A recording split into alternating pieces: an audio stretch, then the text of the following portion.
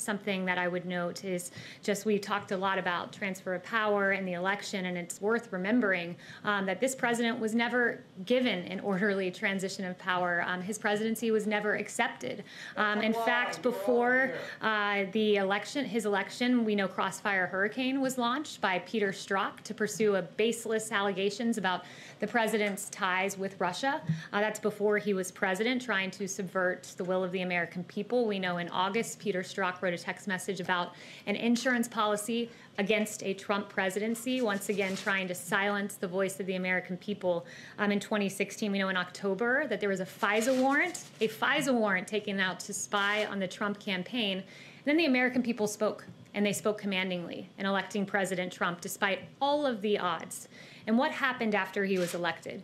You had 70 lawmakers say we're not coming to his inauguration, Democratic lawmakers. You had Elizabeth Warren saying we're going to attempt to obstruct the Trump transition by urging the Government Accountability Office to investigate the incoming Trump transition. In January of that year, you had President Obama have a by-the-book meeting where they talked about the Logan Act, using that act to go after Lieutenant General Michael Flynn. Just before the inauguration, you had BuzzFeed promoting and publishing this bogus Steele dossier that's been widely debunked. And then for 2 years, you had the basis Mueller investigation, which searched for collusion, found none, and exonerated President Trump. While in 2016, President Trump became the duly elected president, many sought to undermine him, discredit him, delegitimize him, and deny his victory. There were no calls for unity. There were no calls for healing.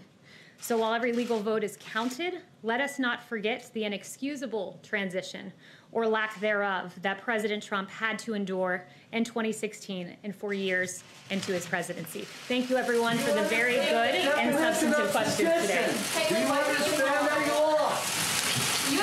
I don't call an activist. I'm not an activist. He came out and said, I'm calling upon governors to allow churches and places of worship to open up right now. Dr. Birx just said in areas where they have high cases of COVID-19, maybe they should think about waiting a week.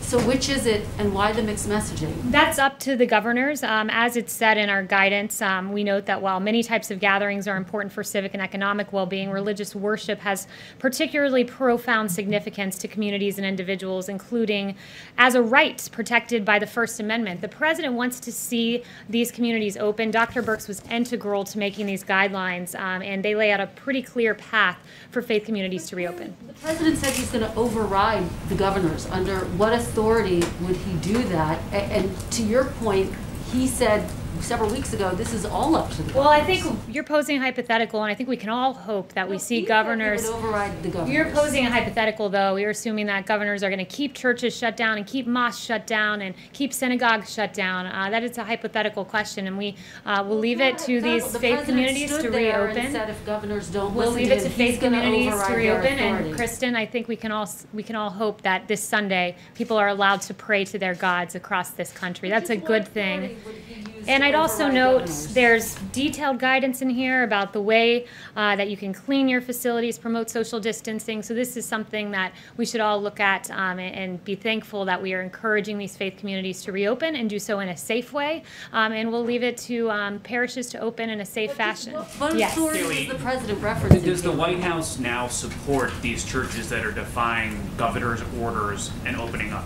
The president's been very clear. He wants churches to reopen. He wants them to do it safely. He wants them to do it in accordance with our guidance. It's laid out very detailed. It's posted now, so you can all take a look through it. And he wants to see all of those churches open in a safe fashion. If the governor does not allow that, does the White House support churches defying these executive orders? The president's been very clear. He wants to see churches reopen in accordance with his guidelines. So the answer is yes? I just gave you an answer. The president would like churches to reopen and do it in accordance with the guidelines. What specific provision of federal law allows the president to override a governor's The president decision? will strongly encourage every governor to allow their churches to reopen. And boy, it's interesting to be in a room that desperately wants to seem to see these churches and houses of worship stay closed. The president said that he has that. Kayleigh, I object to that. I mean, I go to church.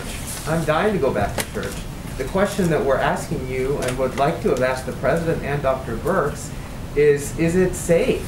And if it's not safe, is the president trying to encourage that, or does the president agree with Dr. Birx that people should wait? Jeff, it is safe to reopen your churches if you do so in accordance with the guidelines, which are laid out very stringent detail here about promoting hygiene practices, and there are 5 bullet points, and cloth face coverings. If social distancing is not possible, it's recommended. Intensifying cleanings, promoting social distance, we lay them out meticulously. So I am thankful that we have a president that celebrates the First Amendment. The same amendment that gives you all the ability to ask me questions is there to have the freedom of worship, so imams and pastors can go to their churches, can go to their places of worship, and can celebrate what is a First Amendment right in this country, which is to pray to your God and to practice your faith. And we celebrate that too. I just want to follow up by saying we celebrate that too. And so Certainly we should be thankful that there are guidelines to allow us to re-engage in that behavior. We're not asking you if the president or people are allowing Americans to pray. That's not the question. To gather that in their places here. of worship, to attend church services, to pray together. And the president has laid out a clear path. The CDC has laid out a clear path for this to take place, for our First Amendment to be exercised in a way that is safe and robust. And that is something that is a good thing, and I'm thankful that we have a president who celebrates the First Amendment and helps it to be celebrated in its fullest and most robust way I have possible. 2 questions. You said that the president was talking about wearing a mask improperly last night, touching it, referring to what Dr. Fauci has said. But he said, quote, there are people that don't think masks are good. That's clearly not what the CDC director thinks, since he said today that masks are an important, powerful public health tool we have. They could be even more protective against COVID than a vaccine. So have any medical experts told the president that masks aren't good, or is he only citing non-medical experts like he did last night? He's referring to the fact that when used appropriately, they can have unintended consequences, much like what Dr. Fauci said. It's not providing the perfect protection that people think that it is, and oftentimes there are unintended consequences. So the president agrees with Dr. Fauci that mask wearing is good. It's recommended. The president's continually recommended it from this podium, but he was just pointing out some of the unintended consequences if not used appropriately. He didn't say that. He just said there are people No, that he think did. masks Go on. aren't. Do you have his whole exchange? Would you like to read it out? I mean, I watched it last night. He Where he said went there and are talked people about- who don't think masks are good. He didn't say improperly or anything like Kayleigh, that. he went on in in the very...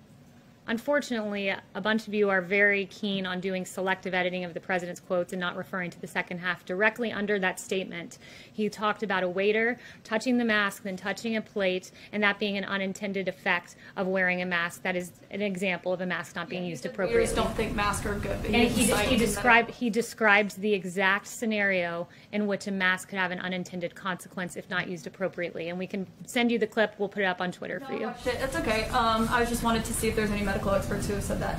And they have, and I just read Dr. Fauci's quote, so go ahead. Yes, I've read Dr. Fauci's quotes.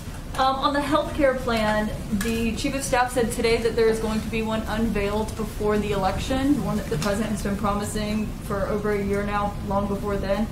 But today on Capitol Hill, the 3 top medical experts in this administration said they have no idea of any kind of plan that's being formulated. So who is it that is working on the health care plan that's going to be introduced before the election? So here at the White House, we have a wide array of people working on it. There have been elements of it that have already come out, like the telemedicine plan, the drug importation EO, the most favored nations were elements of what is an overarching plan. There's more that will be forthcoming.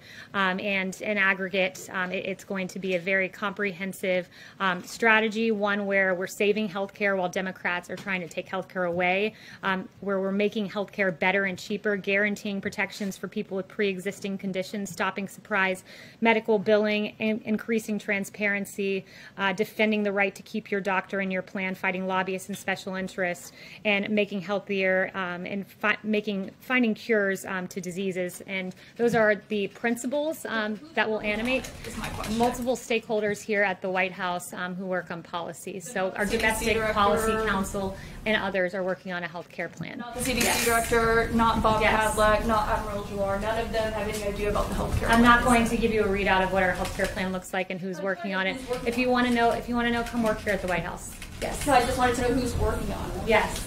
Stakeholders here in the White House, and as I told you, our Domestic Policy Council and others in the White House are working on a health care plan, the president's vision for the next 5 years. And yes, and if you want more, come join us here. Yes. That's not the point why I asked the question. Yes. I think you know that. Okay, I've called on you 4 times.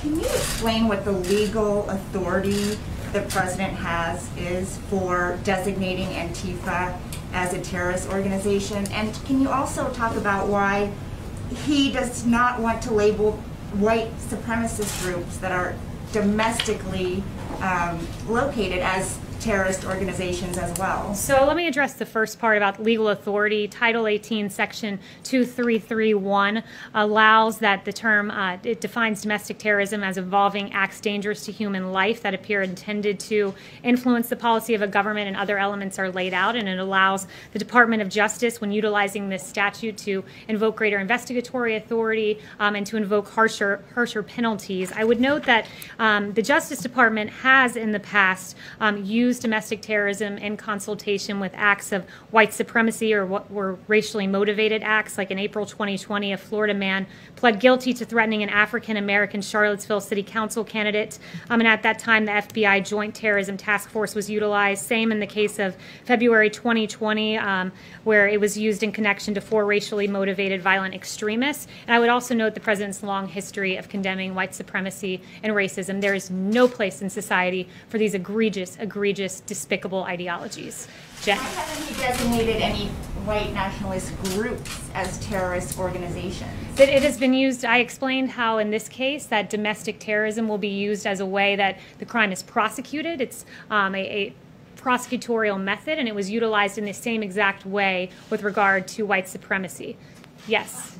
Kayleigh, on the Minnesota police officers, is he suggesting that they should be charged as well as the officer who's already been charged, the other 3? And also on Antifa, can you explain a little bit about how would he know, or how is he talking about how you would identify members of Antifa? Since they're a very loose organization, it would be very difficult to tell who is part of Antifa. So first, I was just on the call with the president where he expressed his dismay with those 3 officers who watched. I'll leave it to the state to pursue those charges if they decide to. It was the state that pursued the initial charge, but the president has expressed his complete dismay with those actions. With Antifa, I do think it's important to note that they are a big element of this protest. AG Barr has noted that. Ambassador O'Brien has noted that. We have ample evidence that DOJ has received indicating that Antifa is responsible for that unrest. But as to exactly how Antifa is identified, that would be more of a question for DOJ. Yes. When you talk about additional